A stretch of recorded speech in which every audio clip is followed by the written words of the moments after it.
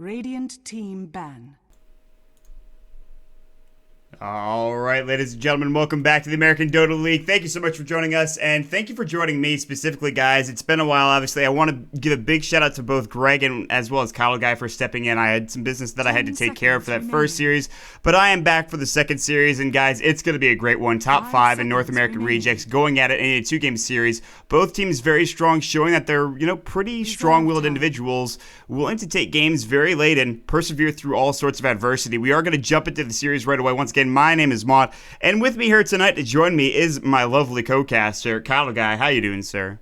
Maud, I'm doing great. Happy to have, happy rather to be by your side now. I get the full High Ground TV shuffle, I guess, tonight, so that's great. It'll be a nice little dynamic switch up. I'm excited. I'm eager. I'm really excited about this particular match, though. Top 5 versus North American Rejects. And we just saw at the summit, this could have potentially been the final matchup in the end. Had Top 5 gotten a hold of that rapier and maybe had a more significant game 2, like who knows? But Top 5 couldn't quite make it into the finals to go against North American Rejects. So this is the final that could have been. Obviously, though, on paper, North American Rejects are going to be the favorite. Yeah, I absolutely agree with you, considering they did take that Summit slot to get to the finals. So obviously the qualifiers for the of course, American Summit. So guys, you can check out the VODs for yesterday's action from the Summit over at youtube.com/, I believe, High Ground TV, or just search High Ground TV on YouTube, and you'll be able to find the VODs there as soon as they're up, which they were highlighted a little bit earlier today, probably taken care of already. And honestly, a lot of very good games. You talked about that Rapier game. That was a fun one to watch. Back and forth it went, and a lot of crazy stuff happened. I can't believe that Courier died, man. That was the sickest thing I've ever seen. I was just like, you've got to be kidding me with that kill. Oh, it was ridiculous. But, yeah, standard ban so far, and, well, you expect to see it if it gets through. There it is, the Lycan. We say time and time again, it's getting a bit stale, it's getting a bit predictable. If you let one of the big three through, it's got to be picked up first. And Lycan seems to be in this case. And, I was already assuming that we were just going to see another Invoker quick grab up and then Ryo's going to play it, because that seems to be his thing, his niche when he is a stand-in. He tends to be stuck with an Invoker and goes mid lane. Now with a Lycan grab, I'm suspecting more so they'll go to the safe lane, but I'm still a little concerned.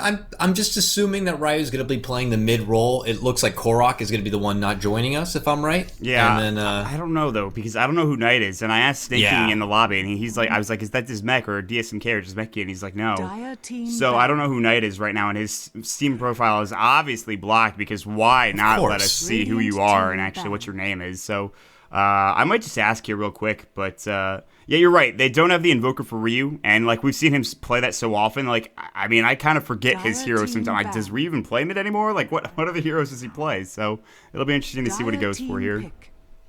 I also like the Enchantress early grab. We see about half the teams really utilizing this hero. Enchantress is just so fantastic. You get the smoke up early, go into the jungle, build up some creeps, make some aggressive maneuvers towards that mid lane, which is still yet to be picked up here for North American Rejects. But regardless, she's going to look to get the ball rolling early, try to pick up a couple of kills, and I like it. It's a good foundation, good start of a draft right now for Top 5. Yeah, I agree with you. It's pretty solid, and honestly, they need something solid going their way here, and we've seen it time and time again. This is a team that is like right on the cusp of being like one of those top North American teams. If they could just kind of, I don't know. The thing is, I think also they have some ping issues. I'm pretty sure one of their players is like from China. I'm like almost positive that's the case.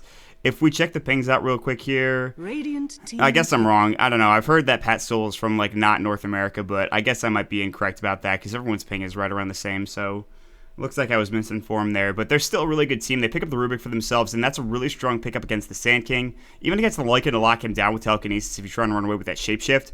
It's pretty important, but stealing Burrow, or even better, stealing Epicenter is huge. But we've seen time and time again, North American Rejects and other top-tier North American teams love the Sand King. Liquid loves to play him.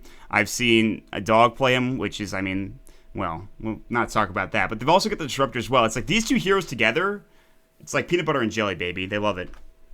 Okay, so this makes more sense if it is Korok playing Knight, and then obviously Ryu standing in for Fogged, I would believe. The Fog/Dismech role, because they have like a 6-man kind of a thing.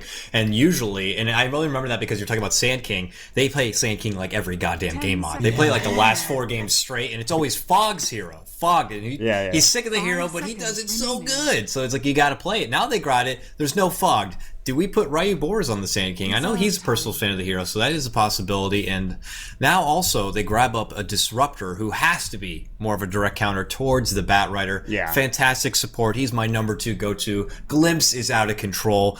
Longest range ever, ready to set up and isolate, make great plays, and just disorient the Bat Rider in his good initiate prime. You go back to the Summit game yesterday and the one you were talking about, and of course the Ag Static Storm coming out was ridiculous at the end of the game there, and I believe it was the same game as the Rapier. I might be wrong about that, but that was just such a strong showing from that Static Storm that it's a really good ability, and then you add Ags on top of it, and all of a sudden it gets even better, because guess what? You can't even BKB. They would love to have something like the Naga to set it up like in that last game, but obviously it's not here this time around. They'll pick up the Dragonite, which is like Korok's hero right now. He plays Templar Assassin and DK so very often that it's absolutely disgusting, and he's even got Knight in his name right now. It actually was DK beforehand, so it's interesting that Top 5 didn't kind of notice that, and we're like, oh, maybe they'll pick up DK for themselves here. But they'll let it go to NA Rejects. Top 5 pick up the Morphling, and that's a strong hero. But I don't know. For right now, I guess I favor both drafts equally, and it's interesting. We'll see where it goes from here. North American Rejects, man, if they have got a good thing, they'll just keep it going. I don't know if Top 5 haven't been doing the research or not to just know that this is happening here. But once again, like you said, we're going to see potentially a Korok Dragonite in that mid lane, and he does fantastic work on it. Heavy pushing power, which works very nicely with the Lycan, who we will suspect get that Necrobook, be that dirty dog that he is, and try to push down a lot of these towers. Now, someone who can round this up and make it a lot better, at least in my opinion, is the Shadow Shaman, a support who has not been picked up yet. Very, very good hero. Excellent pushing power. He can be good on both Radiant or the Dire, I'd say, in this one. Yeah, honestly, the thing is, I think North American Rejects, they've got too many supports already, and adding a Rasa is going to kind of screw up your lanes. They need an offlander here for Top 5. I absolutely agree. I think Rasta's good, and you've talked about the Dire advantage with Rasta so often, and his Serpent Wards. It's so strong. So they can get that Serpent Wards up on Roche early on. They can take Roshan down as quickly as possible and get an Aegis and some increase in gold and, of course, experience going the way of the Morphling, which he really needs early on here. So as it stands right now, the last ban out is the Viper coming through, which is somewhat as kind of a counter to the DK, and I guess Korok just doesn't want to play against it. And it's going to really come down to the mid here for Top 5 and the offlane for NA Rejects, I suppose. 10 seconds Yeah, remaining. I was hoping for the Shaman, but unless they go for some sort of crazy aggressive try, it probably won't happen. remaining. But for leftover mid laners, could possibly contest this Dragonite. I mean, there's Storm Spirit, which Top 5 has already, I believe, picked up as of recent, but it's a bit questionable. Puck's been seeing a lot of appearance lately also in the mid lane. That is a plausible pickup as well. So it's just something or someone who can really hold their own and not... I don't know. I mean, you've got to be able to put out significant amounts of damage to even contest with the Dragon's Blood that Dragon Knight has. Yeah. So maybe just someone who could just bully him out of the lane. Not too sure. There's not many people that can bully a DK out of the lane, though, which is the thing. And maybe a Queen of Pain, we might see that. That might be okay. Breathe Fire can be kind of annoying, but you do have Scream and obviously Shadow Strike to deal with, which, I mean, can do a lot of damage to the DK. We've seen less and less of Queen as games have gone on. There's not really one hero in particular that's kind of blowing my mind. Viper would have been a very strong pickup, I think, for Top 5 to play up against that. They could even do a mid-morphling and have an okay time there, but I'm not so sure if they want to do that or not. We usually just see the safe lane farming morphling and go from there. Because they have the Enchantress, it's not going to be aggro, at least I wouldn't think. But North American Rejects, they also could kind of do something crazy with their lanes. And I guess we'll see how it goes depending on the last two pickups here. But with 20 seconds left in reserve time right now, Top 5, they've got to be concerned. They got to make sure that they get a hero that they're comfortable with. We've seen Death Prophet come out, but they don't really have that pushing kind of lineup other than the Enchantress. They'll go with the Alchemist, which honestly is fine because with the reduction in armor, that's huge, I feel like, for not only an early Roshan, but to try to take down that DK as quickly as possible. He is, I think, a solid choice here for Top 5, whether he's mid or not.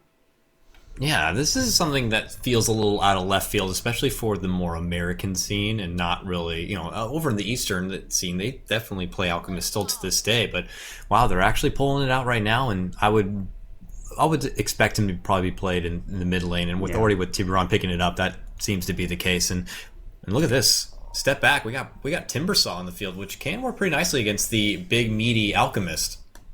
This is a smart choice from Brax here, and it's a hero that's not going to get shut down in that lane. There's a bit of burst damage coming out from Waveform, but Telekinesis is the only thing to really hold him in place, unless they get a gank from the Enchantress, which they'll have to do if they want to shut down Brax.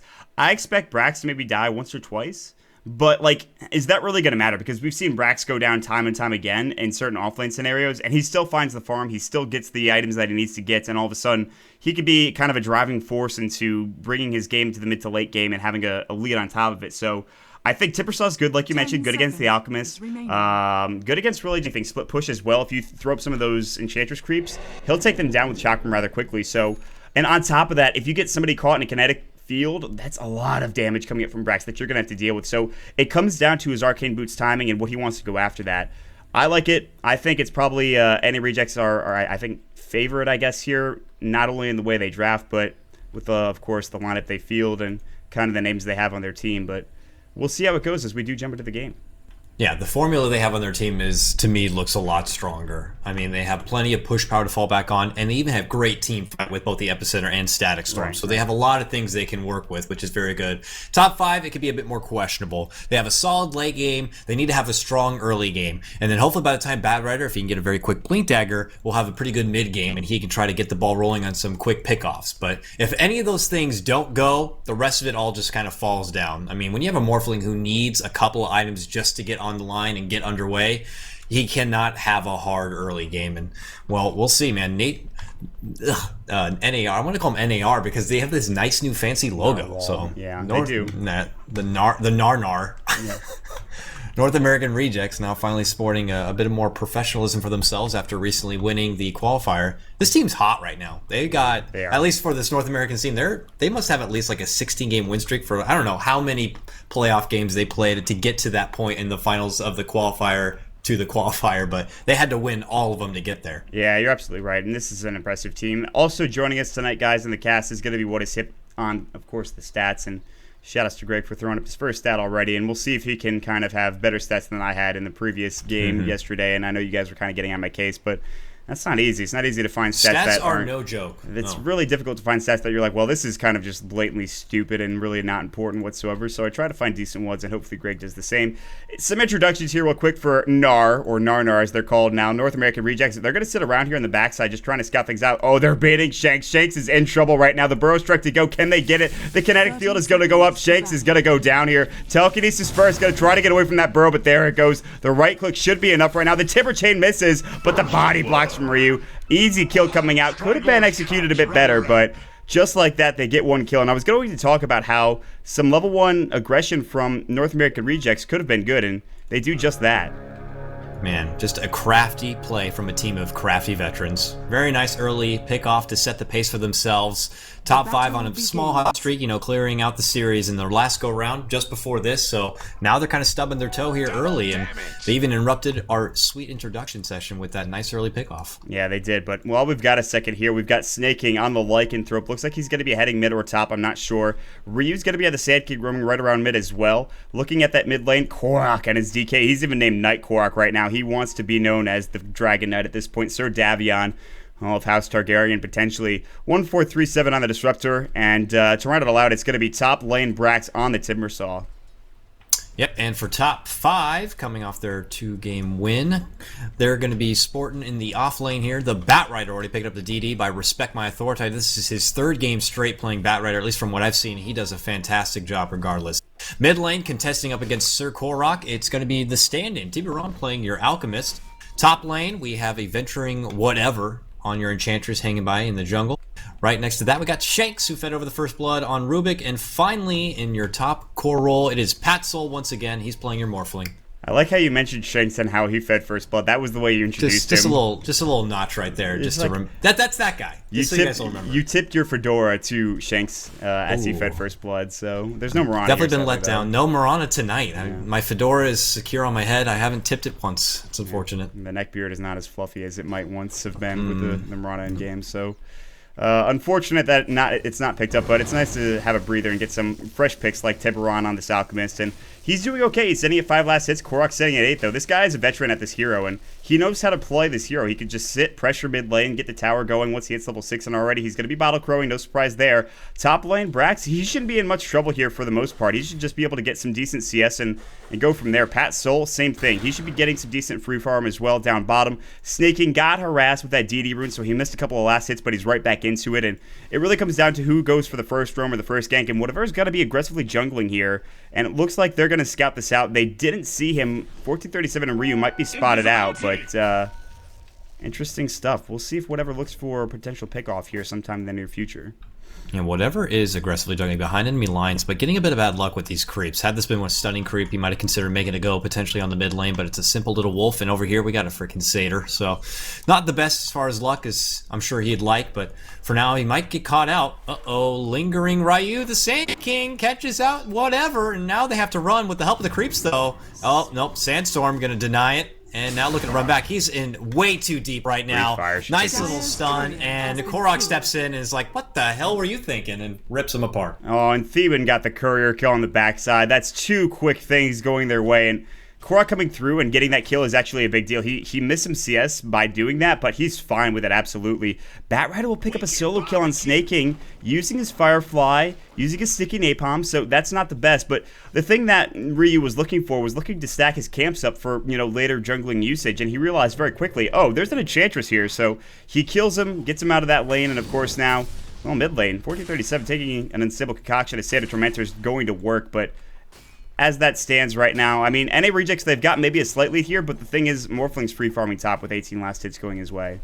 Yeah, as far as cores go, Morphling's farming top, finding what he needs done, and they lost Snake King rather in the bottom lane, and you gotta respects Bat. This guy puts in work. I can't say it enough, and he takes down the Lycan. He's already looking to stack up here and harass it out. I mean, once he figured that the supports were busy off going for another kill, he pulled the trigger on getting a pick off on his own. Now, 1437 makes his return with the Disruptor back to the bottom lane to try to help zone out the Bat a little bit further. Yeah, and they need Theban here to make sure that the Batrider can't get another solo kill. So the fact that 1437 is around is no surprise, and I'm sure Snake King was like, please come back. I really don't want to die. I'm farming my Vlads. Please just let me farm my Vlads in peace. So Respect is going to get another DD brew, and this is really nice for him to grab, and now Harass is going to be even going his way more so. He's got to be careful. I mean, he could kind of be aggressive with that, but now rotating to the bottom as well is Ryu, and he's got Burrow Strike. He's trying to get to level 3 to get either level 2 Burrow or level 2 Sandstorm, whichever he prefers. There's still this ward here coming out for the Dire to get vision, but Brax in the top lane also is finding some decent farm, and most of the experience as well, which is very impressive for this offlane Timbersaw.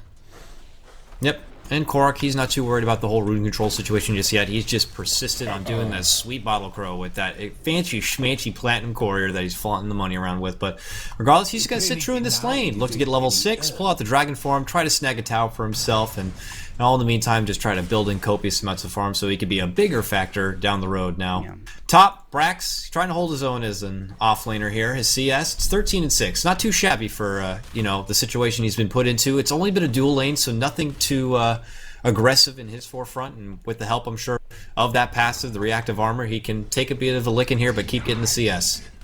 Yeah, and if we look at it right now, he's actually got 2 points to the reactive armor, so he makes sure he wants to get that tankiness going his way, and 2 points to the Timber Saw as well, just to get, or Timber Chain, excuse me, just to get away. Whirling Death, not so much, obviously, only 1 point in that, but yeah, I mean, if he gets his Arcanes in the next couple minutes here, he's going to be in a really, really strong position, and it looks like he's about to get some decent CS here. Whirling Death, no, he'll Timber Chain, he's going to go in right now, he's got the Chakra, he might get a double kill here. Telekinesis is up, the Enchantress is coming, he gets 1 kill. Pat Soul looking for 2, or at least he's going to try to get 2, but there's no mana left. He has 3 stick charges, that's it. But he could have gotten 2 there potentially, but still, nice play. And they got the kill mid with Korok going in on that Alchemist. Yeah, I don't know. I guess whatever was making the call that he was trying to make the rotation up to the top lane and get a gank going on the Timbersaw, but I guess top 5 just maybe with a bit of mistiming trying to commit on a fight when it was a little too soon or something, but Timbersaw regardless bursts down, takes down 1, and doesn't get picked off, so very nice for them. Enchantress is getting nothing done so far, and according to Greg, despite what seems like a good counter on paper to the Batrider, Disruptor only has a 40% win rate against Batrider, so that is actually pretty surprising. Korok, woo, Breath of Fire, blasting the buns of Tiburon, but Tiburon's going to make a run away, and Shanks will show up and defend him out. The Corrosive Skin stopped any usage of that regen rune. That is the saddest thing in the world. That could have been like a free full health bottle, but no. The Corrosive Breath, excuse me, not Skin. Corrosive Breath coming out from DK, making sure that it's really going to be a difficult lane. And I'm surprised Tiburon is so squishy, and well, he doesn't have 6 yet, so Chemical Rage is not available. Korok is outlaning him so heavily right now just because he has Elder Dragon and using his Breathe Fire very effectively. So Tiburon is getting nothing in this lane right now. 20 last hits, that's okay, but Korok is absolutely dominating him. As you know, that's no surprise as Korok is a veteran. But Korok's a veteran, but also Alchemist ain't a man to match up with this DK. DK's got 6 and 6 armor, 12 armor all day. You compare that to Alchemist, measly little 2 armor. He can't play with the big boys, not like Dragon Knight. So in a battle of 1-on-1 in CS, Korok is asserting his dominance in the lane and taking control. Yeah, absolutely. And also the Bat Rider has been just juggling for a while, so now they've given free farm to Snaking, essentially, who has taken that and escalated up to 45 last hit. So Pat Soul, who we thought was having a good start. Yes, he's got his Midas now at 7 minutes, which is not bad, but he's only at 30 last hits, which is at 7 minutes and 30 seconds. It's okay. It's not what you'd like to see come out for your Morphling player, but it's certainly not terrible. So we'll see if he can get back into it with the Midas and maybe get to a Lincoln Sphere eventually. Brax is going to try to do work with Chakra. Might get ganked, though. Maybe use the enchant. Maybe go for the Telekinesis. The Centaur Conqueror Stomp. It hits the waveform as well. Brax in trouble. TP coming through. Timber Chain misses. Brax in a lot of trouble right now. He'll throw out the Chakram. The Thunder Strike going as well. Theban trying to get the kill, but he cannot, sadly. He cannot help his friend out either. And they will lose that offlaner. Pinged the tree. He pinged the tree after, like, God damn it, how did I miss that? Unable to get away, unfortunately, Brax. But finally, Enchantress gets something done, gets that gank potential going, and gets a quick pick off. And top 5 definitely need at this point. Their other lanes are kind of struggling.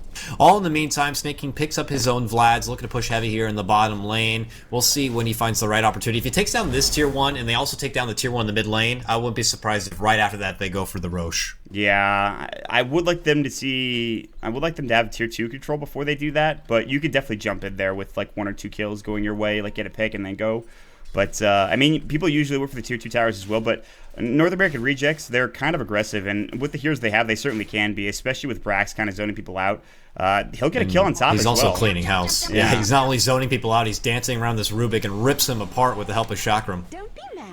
That's actually like, and now they're going to go on mid right now. Alchemist in some trouble. Breathe Fire. Chemical Rage is going. The Unstable Concoction. He's still alive, but just barely. He will fall, and so will Ryu. However, he gets a return kill. Luckily enough, that was before he died also, which is a really nice pickup, but they'll still take him down. They'll try to take down this tier 1 tower. They'll forward it up. There's a rotation from Shanks. He's level 5, so no spell steal just yet. Telekinesis might go, or the Fade Bolt. He could have obviously pushed it back with that, and I'm surprised he waited to use it then. That was interesting. I mean, honestly, I thought he might wait for the creep wave, and well, it's fine, I'm sure either way. But rotation a bit too late as the Alchemist will die, but still he trades his life for that of a Sand King.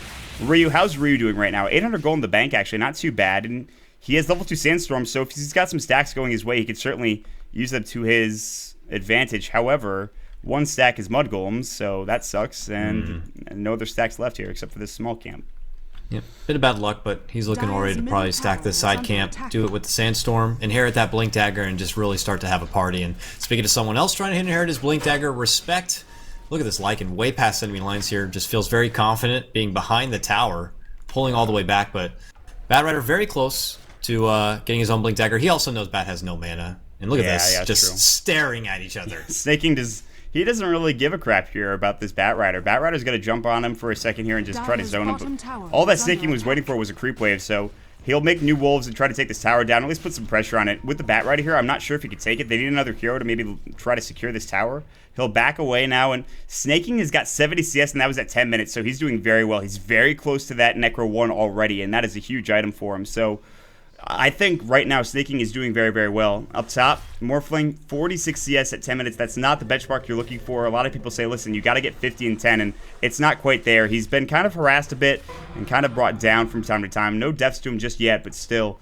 Brax is doing a nice job. His Arcanes are up. He's got 1,000 gold in the bank as well. Now Brax, what are they going to do? They're going to try to dive top. Here's Elder Dragon from Korok. Dragon Tail up on Shanks. Now the Chakra going through. This is a dead Rubik. There's nothing you can do about that. Pat Soul, he's got the Replicate up. Now they will get a double kill going through. Enchantress getting caught in a position. Mid lane, potentially. There's the Burrow Strike on Tiburon, but no. Back to top action. Firefly, Blink, Lasso available. But they don't want to go on Korok, who has a Haste Rune. Will they go? Timber Chain. There's the Chakra flying. Misses. Whirling Death did some damage there. Respect still flying around. He wants to be on the low ground. No, he's going to be on the high ground. Dragon Tail going through. The Static Storm Demon gets there in time. They clean up. They get the kill. They're all so low. Not that it matters. Pat Soul, he's going to try to Strength Morph here. There is that Dragon Tail, but it's on cooldown for 2 seconds. 1 second. Can he get this kill? Breathe Fire is going to come in a second. There it is. The Thunder Strike.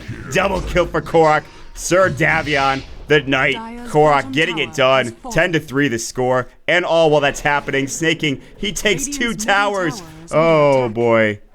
This could not be going any better, and Shanks falls one more time. Quick burst, stun the flat on Brax, but it will not even matter by this point. Top 5 have been knocked out, punched, beaten unmercifully all the time in that top lane. Korak cleaning house with the Dragon Knight. This guy, he needs a respect ban for the next one. It's got to be. He has just been putting in so much work. And speaking of putting in work, man, Snake King cleans out all the bottom. In typical Lycan fashion, just a dirty dog that he is, now taking out the mid-tier 1. This frees up a lot of space. They can move on to Roche. They can move on to pretty much control the whole map from this point. It's disgusting. Absolutely, I agree with you. And they've got like a 10,000 gold lead as well. There's absolutely no reason for them to not take Roshan at this point other than just to keep fighting and really just dive and get kills and get towers. Lasso's got to come up on Snaking. They will glimpse it back. Nicely done. He'll shapeshift. He'll get unstable. He'll take the damage. The flame break as well. Burrow strike coming through from Ryu. He's got no epi. He's not level 6 yet. Korok trying to get away. He's got a Lothar's Tiburon. Waveform coming through. Korok's got to get out. He will Lothar's away. The Sandstorm. Respect is so low. They have no detection right now for Ryu. He's going to burrow up the Torment. The Shockwave. Got to get the kill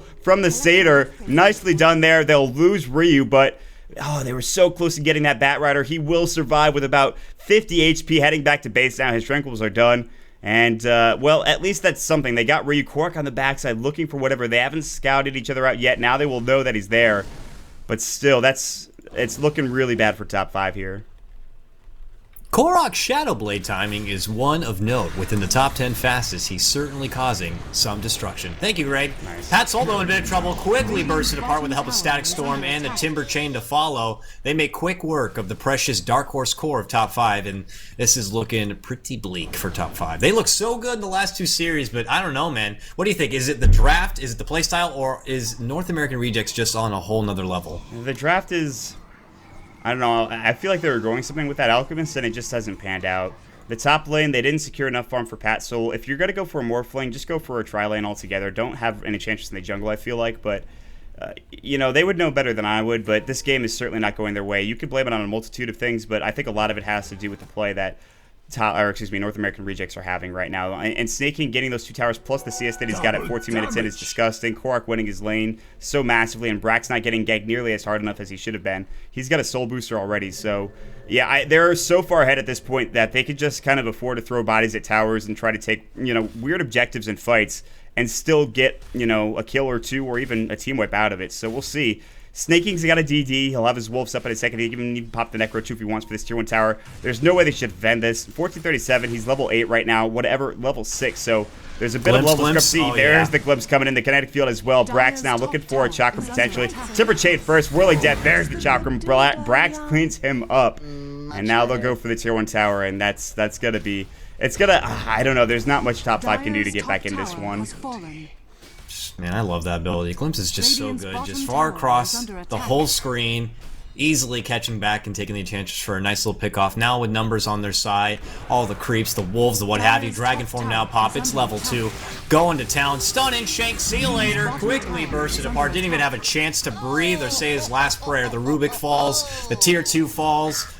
One more tower left here for top 5.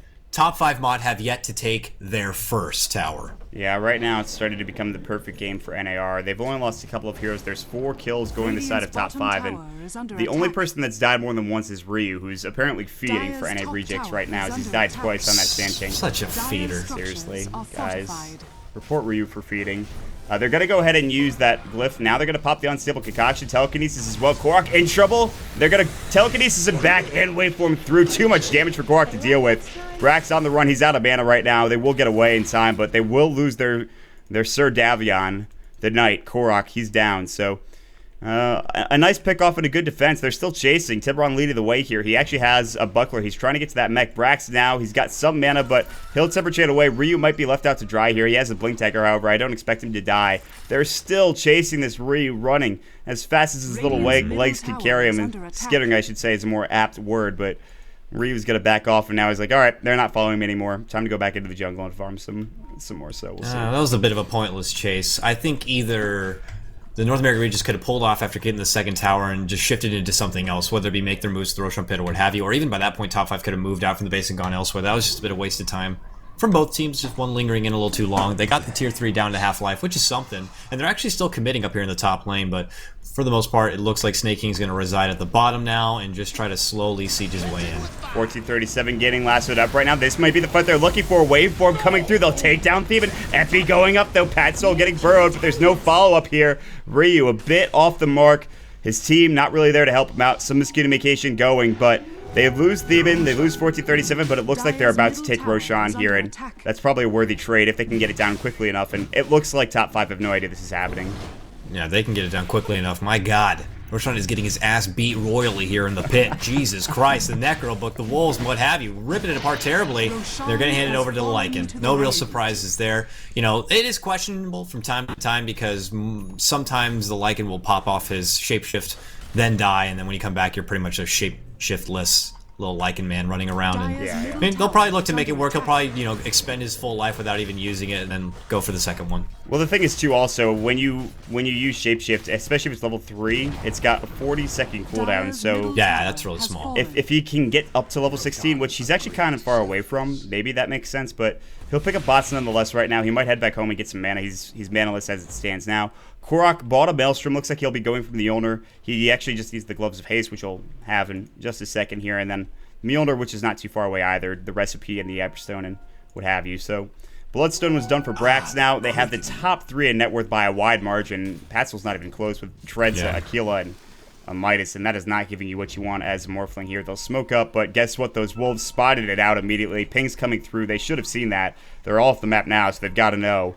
God, those Wolves, man. So annoying. Ryu's got a Sandstorm. He's got to back away. They know he's in a precarious position.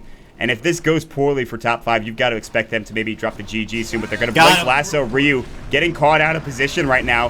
Fadebolt as well. Burrow Strike hits up. Is there any follow-up? That's a nice pick-off. They've been getting a couple here and there. All the while, Korok's pushing top. But it looks like that's going to be a freebie coming up for Top 5. So, of course, it's Ryu. Why not? Getting caught out. Listen, my friend, you're no Mantis King. But, you know, he's definitely doing a valiant effort here. And North American region is definitely still, you know, have control of this game. And I can't help but feel, in my amateur opinion, Mott, that maybe the Midas kind of set off Patsoul a bit. I mean, he committed for that Midas, and then once it was done, a Midas is at its worst right after you get it.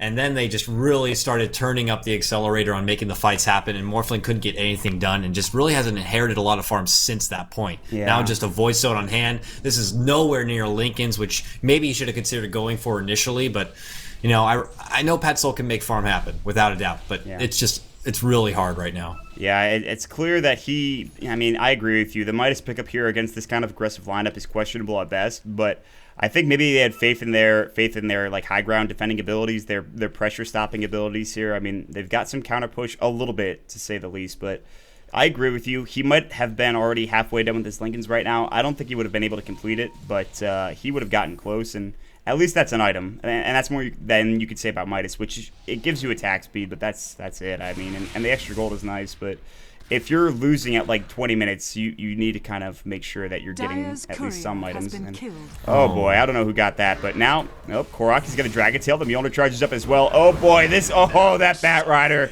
He got man mode. He got dueled and outclassed. Now Korok going to town and shakes. Look at that damage. The Chakram coming through from Timbersaw. He'll get the kill. Now they'll work on this tier 3 tower on the high ground. No Lasso to worry about. They'll throw up the Howl as well. They'll take this down in about 5 seconds flat. Now Glimpse coming back. Whatever, in trouble. There's the shapeshift. Unstable hitting on one. Burrow in from Ryu. Whatever is done from the Timber Chain. Absolutely obliterating him. Taking out all of his innards. And now backing off, looking for the set of racks here. They'll go for the range first, potentially, but this should be an absolutely free set of racks coming up for North American Reject, and a GG as well, so.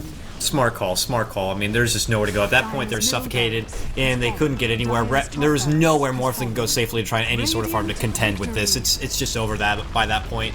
North American Rejects, man, no joke whatsoever. Quickly clean up Top 5. Their undefeated streak continues, and we'll see. It's a best of, not best of 2, but a 2-game series, I guess you could say. We got another one underway. Yeah, we will have one just in a second, guys. We are going to take a quick commercial break, and make sure you do check out highground.tv for all of the casting information about us, and of course our other stuff going on as well. A lot of exciting stuff coming down the pipeline for us, as it has been since we started. So ADL Season 2 is going to continue onward here, as we've got Top 5 in North American Rejects jumping into game number 2, a 2-game series, guys. And Stick around. We'll be right back, everybody.